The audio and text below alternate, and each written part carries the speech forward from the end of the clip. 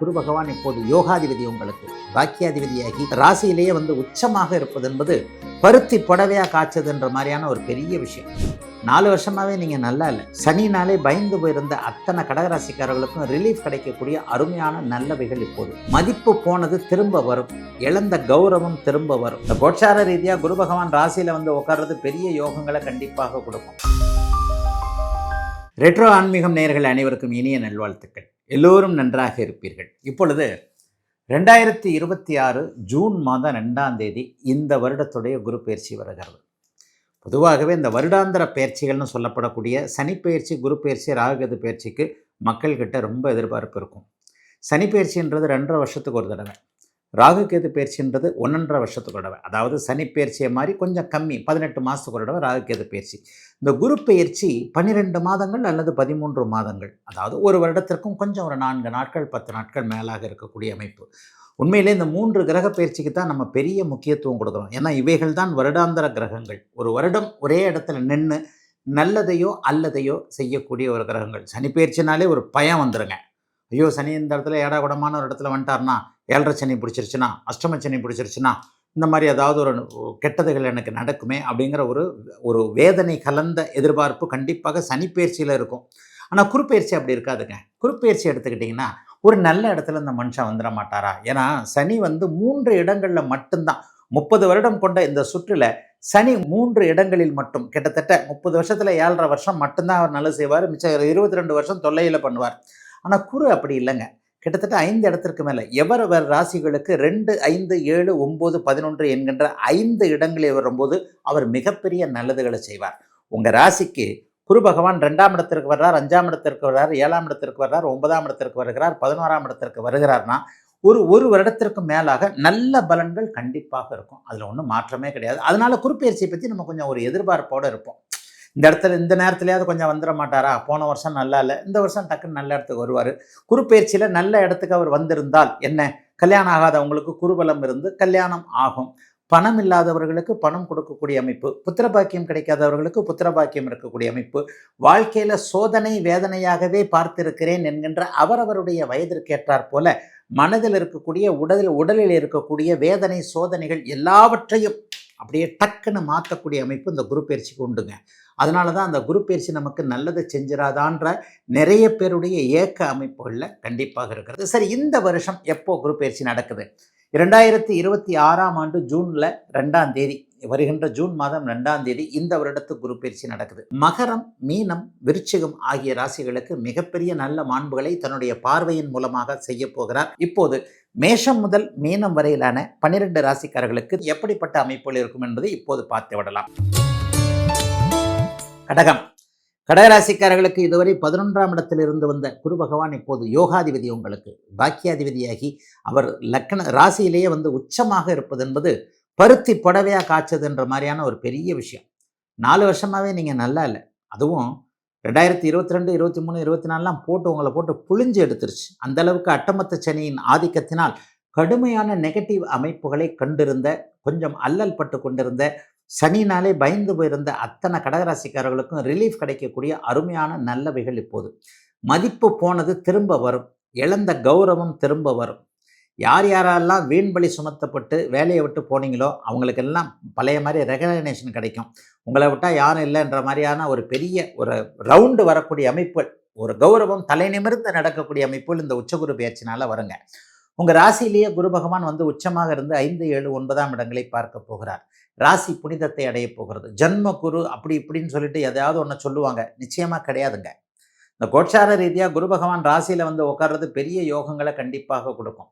சனி ராசியில் உட்கார்ந்தா ஜென்மச்சனி, அது கஷ்டத்தை கொடுக்கும். ஆனால் சுபராகிய குரு ராசியில் அமரும்போது உங்களுக்கு தைரியம், அந்தஸ்து, இழந்த கௌரவம் திரும்ப வர்றது போன்ற நல்ல பலன்களை தரும் என்பது தாங்க உண்மை. கடகராசிக்கு அவர் பாக்கியாதிபதியாகி அங்கே உட்கார்ந்திருக்கின்ற காரணத்தினால் மிகப்பெரிய நல்ல யோக பலன்களை கண்டிப்பாக செய்வார். 5ஆம் இடத்துல குருவின் பார்வை இருக்கிறது. கடகராசிக்காரர்களுக்கு குழந்தைகளின் பேரில் இதுவரைக்கும் இருந்து வந்த வருத்தங்கள்லாம் விலகக்கூடிய தன்மைகள் கண்டிப்பாக உண்டு. என்னென்ன வருத்தங்கள் விலகும்? பிள்ளைங்க இது வரைக்கும் சம்மதிக்காமல் இருந்தது, கல்யாணத்துக்கு சம்மதிக்கலை, அந்த தொழிலுக்கு இந்த தொழிலுக்கு அதுக்கு இதுக்கு, அல்லது வெளிநாட்டில் வெளிமாநிலத்தில் திரும்பி வர்றதுக்கு சம்மதிக்கலை. இந்த மாதிரியாக இதுவரைக்குமே குழந்தைகள் சம்மதிக்காமல் இருந்தவைகள் அத்தனையிலும் அவர்களுக்கான சம்மதங்கள் வரக்கூடிய அமைப்புகள் இப்போது கண்டிப்பாக இருக்குதுங்க. உங்கள் பேச்சை குழந்தைகள் கேட்கக்கூடிய அமைப்புகள் உண்டு. 7ஆம் இடம் வந்து கூட்டு தொழில், கூட்டு அமைப்புகள், நட்புகள், உறவுகள் சார்ந்த விஷயங்கள் அதிலெல்லாம் நல்லா இருக்கும். இது வரைக்கும் கூட்டு தொழிலில் வந்து பிரிஞ்சிடலாமா நினச்சவங்களுக்கு வேண்டாம், இன்னும் கொஞ்ச நாள் பார்க்கலாம், நல்ல லாபம் வரும் என்கின்ற மாதிரியான அமைப்பு. ஒரு நண்பரோடு சேர்ந்து நீங்களே வந்து டக்குன்னு ஒரு கூட்டு தொழில் பண்ணலாம், நமக்கு நல்லா இருக்குமே என்கின்ற மாதிரியான சில கூட்டான ஜாயிண்டாக செய்யக்கூடிய முயற்சிகள்லாம் பலிக்கக்கூடிய அமைப்புகள் கண்டிப்பாக உண்டு. சிலருக்கு ஆன்மீக எண்ணங்கள் ரொம்ப அதிகமாக இருக்கும். குலதெய்வ கோயிலுக்கு அதை பண்ணணும், இதை பண்ணணும், அல்லது 4 பேர் சேர்ந்து ஒரு கும்பாபிஷேகத்தை பண்ணணும், இஷ்ட தெய்வத்திற்கு இதுக்கு போகணும், அதுக்கு போகணுன்ற மாதிரியாக ஏதேனும் ஒரு சூழ்நிலையில் மிகப்பெரிய நன்மைகள், மாற்றங்கள் இருக்கக்கூடிய தன்மை, தெய்வ அனுகூலம் கிடைக்கக்கூடிய அமைப்பு. சிலருக்கு தவம், தியானம், யோகா போன்ற பயிற்சி மையங்களில் ஈடுபாடு, உறுப்பினராவது போன்ற அமைப்புகள்.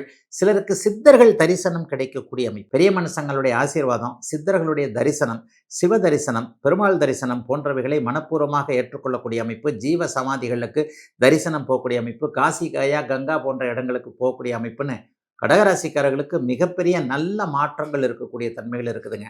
பெண்கள் சார்ந்த விஷயத்தில் இதுவரைக்குமே கொஞ்சம் ஒரு மாதிரியான அவஸ்தைகளை பட்டவர்கள் எல்லோருக்குமே அதிலிருந்து விடுதலைகள் கிடைக்கக்கூடிய ஒரு நல்ல யோகமான மாற்றங்கள் நடக்கக்கூடிய சுப அமைப்பாக அமைந்திருக்கிறது இந்த 2026 குருப்பெயர்ச்சி கடகராசிக்காரர்கள் எல்லோருக்கும். வருடா வருடம் குருப்பெயர்ச்சி நடக்கிறது. இந்த வருடத்தில் ஏதோ பெரிய விசேஷம் இருக்கிற மாதிரி சொல்றாங்களே, ஆமாங்க.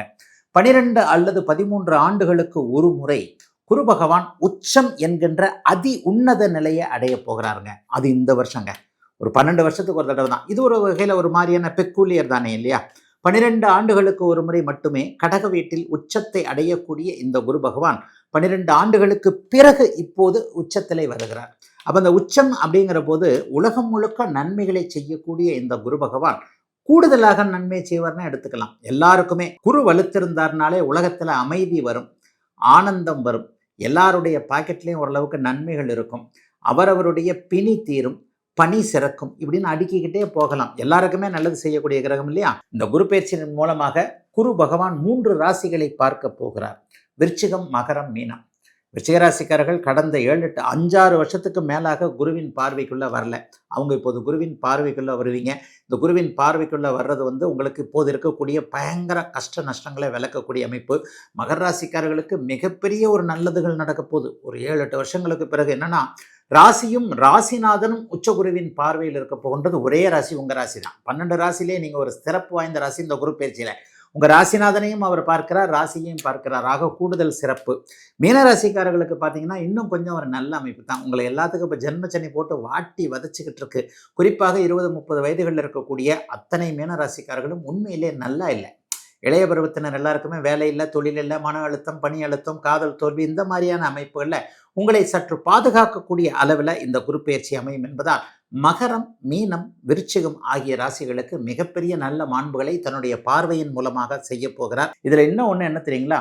அதிசாரம் என்கின்ற முறையில் போன வருஷம் மாதிரியே 3 மாதம் ஒரு ராசியில் இருப்பார், அதுக்கடுத்து ஒரு 3 மாதம் ஒரு ராசியில் இருப்பார், திரும்ப 3 மாதம் அந்த இடத்துக்கே வருவார். ஜூன் மாதம் 2ஆம் தேதி கடக வீட்டில் உச்சகுருவாக அமையக்கூடிய இவர் 3 மாதங்கள் கழித்து கிட்டத்தட்ட செப்டம்பர் மாத வாக்கில் அப்படியே அதிசார முறையில் சிம்ம வீட்டிற்கு அடுத்த வீட்டுக்கு போயிடுவார். அங்கே ஒரு 3 மாதம் இருப்பார், திரும்பி மட்டும் இங்கே மறுபடியும் கடகத்திற்கே வருவார். ஆகவே இந்த அதிசார குறுப்பெயர்ச்சியாக இருந்தாலும் அதிபலம் என்கின்ற அமைப்பில் முதலில் உச்சம், அதன் பிறகு நட்பு என்கின்ற நிலைமையில் இருக்கக்கூடிய இந்த குரு பகவான் பெரும்பாலும் நன்மையை செய்வார். 2026 ஜூன் மாதம் 2ஆம் தேதி நடக்கக்கூடிய இந்த குரு பெயர்ச்சி. எத்தனையோ கோடி ஜென்மாவிலே புண்ணியம் செய்தால்தான் வாய் முருகான்னு சொல்ல வருமா? சிவன், பிரம்மா, மகாவிஷ்ணு, அம்மன், பெருமாள், விநாயகர் நிறைய சொல்கிறீங்கல்ல. ஆனால் இவங்க எல்லாருமே என்ன சொல்லுவோம்? இந்து கடவுள்னு சொல்லுவோம். ஆனால் ஒரே ஒரு கடவுளை மட்டும்தான் தமிழ் கடவுள்னு சொல்லுவோம். இதுலேயே தெரிஞ்சுக்கலாம் முருகருடைய சிறப்பு என்னன்னு. நான் என்னையா தப்பு பண்ணேன்? எனக்கு தெரியல உன்னை பற்றி, அதுக்காக எனக்கு இவ்வளோ பெரிய தண்டனை கொடுப்பியா நீ? ஓன்னு அழறேன். உலகளந்த பெருமாள்னு கேள்விப்பட்டிருக்கோம். யாரை சொல்லுவா? பெருமாளை சொல்லுவார். ஆனால் முருகப்பெருமான் 2வது முகமாக பூமிக்கும் வானத்திற்கும் காட்சி கொடுக்கக்கூடிய முருகன் 2வது முகம் வாமதேவ முகம்னு பேரு. உங்களுக்கு ஒரு கஷ்டம் வந்துருச்சு, என்ன பண்ணுவீங்க? முருகன்னா சொல்லுவீங்க, ஐயோ முருகா என்னை எப்ப காப்பாத்துவ? எனக்கு யாசகம் போட்டுட்டு போனாங்க. நான் யாசகம் வாங்க போன இடத்துல உட்கார்ந்தேன்னு கூட எனக்கு தெரியாது. அதாவது சொல்லுவாங்க, செவ்வாய் வெறுவாய் அல்ல, முருகனை நினைத்தால். முருகா என்ற ஒத்த சொல்லுக்கு, அந்த ஒத்த மந்திரத்திற்கு அங்கே வருவாய் மட்டுமே இருக்கும். வரம்பில்லாத அருளை தருபவன் முருகன். அப்ப எதிரியான அந்த சூரபதுமனையே தன்னோடு வைத்துக் கொள்ளும் முருகப்பெருமான் நமக்கு எதை தர மாட்டான்?